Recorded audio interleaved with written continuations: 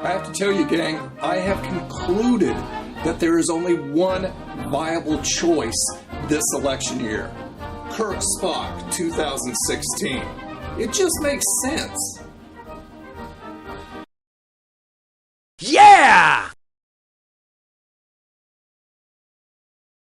Hola gang, and welcome again to Old Nerd Reviews. I'm Tony, I'm your old nerd of the day, and I try things so you don't have to. We are out in the field again, and I am here at Arby's. Just recently, my son has been saying, oh, you gotta go to Arby's and try the brown sugar bacon sandwiches, all those things, and even though they sound good, I'm someone who likes to give you guys a little bit different because I know that everybody and their mother will be doing these. So today I am trying their Angus Philly sandwich. Okay, so as we go to the clipboard of fluff, it reads, layers of Angus steak on a toasted Philly roll. Top it with fire-roasted onions and peppers, melted Swiss cheese, and mayo. Open your mouth and insert this sandwich. Got my bag here. It's in the bag, man. Got napkins for any extreme messiness that happens. Grabbed 3 packages of their horsey sauce. Horsey sauce is awesome. And the main event right there. So let's open it up, take a look. Oh wow, look at that. Oh my goodness. Holy crap, this smells really good. Just a deep, savory smell. I have a love-hate relationship with Arby's because they are good, but they know it. So their sandwiches and everything else is pretty expensive, but it's just like if you want the best, you go to Arby's. This is a hefty sandwich. It's actually heavy. There is the sandwich right there. OMG.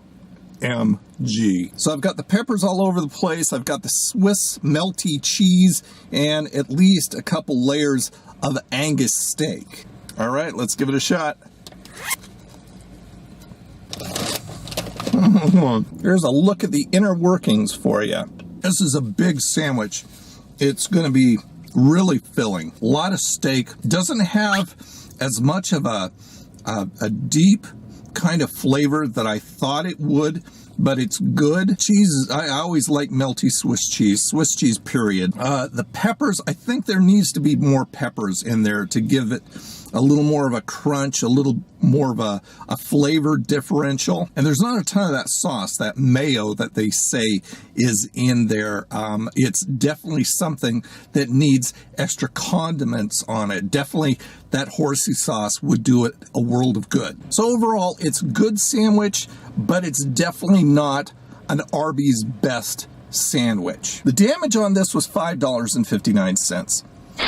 Which really isn't all that bad considering a lot of premium sandwiches, like say at McDonald's, are like $7 and $8. And this is Angus steak on this big sandwich. On the Nerdometer, I would give the Arby's Angus Philly sandwich, I would give this a middle of the road and almost a low, I like it. I love Philly cheesesteak sandwiches, and I love the stuff that Arby's puts out. This, unfortunately, is low par type of stuff. It just doesn't have enough sauce on it, so you have to add your own. Barely a mediocre amount of peppers in here, and the onions are virtually null and void. And the meat just wasn't up to Arby's standard, Arby's typical standard. Would I recommend it? As far as any other sandwich that you could get from Arby's goes, no, I would opt for a different sandwich. This just doesn't do a Philly cheesesteak sandwich justice. Not something that I would get again. I would opt for another sandwich. And it is all your fault, Arby's. I blame you. You have set too high a standard for me here. I guess I should have taken my kids' advice and went for the other sandwich, eh? There you go, gang. Another review on the bag. Thanks so much for watching. Please subscribe if you haven't already, and hang out with me on my social networks, Twitter, Facebook, and Instagram at Old Nerd Reviews, and become a part of the Old Nerd Crony Community. You can find me over at the website, oldnerdreviews.com, and over on my other channel, Old Nerd Gamer. You guys have a freaking awesome day, and I'll talk to you again. Bye now.